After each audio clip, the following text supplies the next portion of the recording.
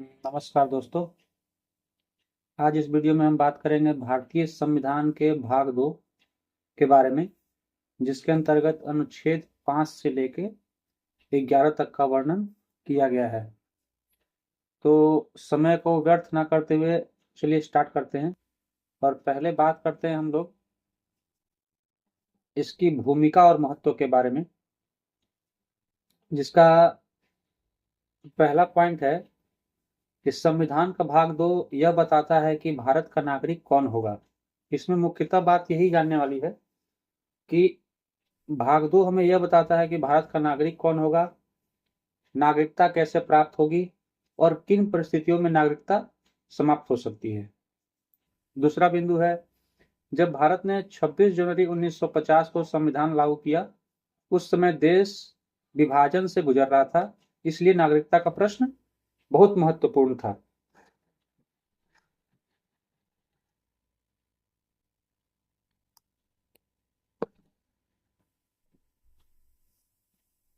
तो अब इसमें हम लोग देखते हैं दोस्तों कि मेन हमारा जो है भाग 2 में अनुच्छेद 5 से 11 तक का वर्णन किया गया है। तो आइए हम जानते हैं पहले अनुच्छेद 5 के बारे में। संविधान के प्रारंभ में नागरिकता, अनुच्छेद 5 में बताया गया है कि संविधान के प्रारंभ में नागरिकता, यह अनुच्छेद बताता है कि संविधान लागू होने के दिन कौन कौन भारत के नागरिक माने जाएंगे। इसका मुख्यतः बात यही है कि व्यक्ति भारत के क्षेत्र में जन्मा हो, उसके माता या पिता भारत में जन्मे हो, या व्यक्ति ने संविधान लागू होने से पहले भारत में सामान्य निवास किया हो कम से कम 5 वर्ष। जो 5 वर्ष कम से कम रहे हों वो लोग स्वयं भारतीय नागरिक बन जाएंगे। इसके बाद आता है दोस्तों अनुच्छेद 6, जिसमें पाकिस्तान से भारत आए प्रवासी के बारे में बताया गया है। भारत पाक विभाजन के कारण कई लोग भारत आए। इस अनुच्छेद ने उनके लिए विशेष प्रावधान किए। जब विभाजन हुआ तो उस समय पाकिस्तान से बहुत सारे लोग भागकर भारत में आए थे। तो इस अनुच्छेद में उनके लिए विशेष प्रावधान किया गया था। इसमें दो श्रेणियां थी। पहला, जो लोग 19 जुलाई 1948 से पहले भारत आ गए थे और स्थायी रूप से बस गए थे, वह स्वतः नागरिक बन गए। दूसरा, जो लोग 19 जुलाई 1948 के बाद आए, उन्हें सरकार द्वारा पंजीकरण कराना पड़ा। अब जानते हैं अनुच्छेद 7। अनुच्छेद 7 में भारत से पाकिस्तान गए लोग का वर्णन किया गया है। जो लोग भारत छोड़कर पाकिस्तान चले गए थे वे भारतीय नागरिक नहीं माने गए, लेकिन यदि कोई व्यक्ति भारत लौट आया और सरकार ने उसे नागरिकता दी तो वह फिर से भारतीय नागरिक बन गए। अनुच्छेद 8 में बताया गया है विदेश में रहने वाले भारतीय मूल के लोग। जो लोग भारतीय मूल के थे लेकिन संविधान लागू होने के समय भारत के बाहर रह रहे थे, वे भी भारतीय नागरिक बन सकते थे। मतलब जब विभाजन हुआ तो जो लोग विदेश में रह रहे थे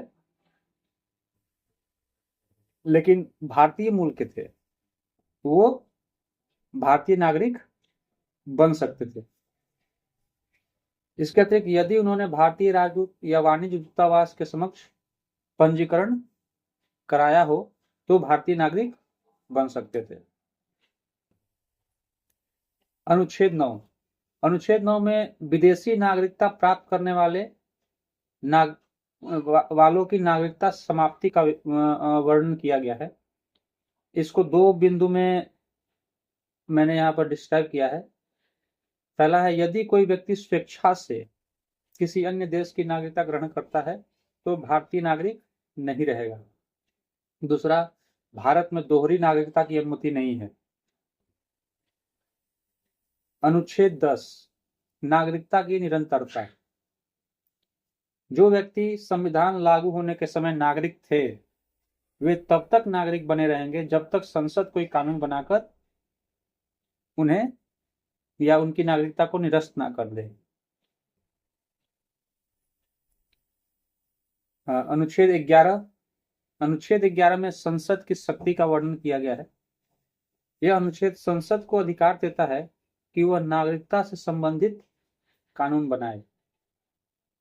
इसी अनुच्छेद के अंतर्गत संसद ने नागरिकता अधिनियम 1955 पारित किया था। अब आइए हम कुछ जान लेते हैं नागरिकता अधिनियम 1955 के बारे में कि क्या उसमें बताया गया है।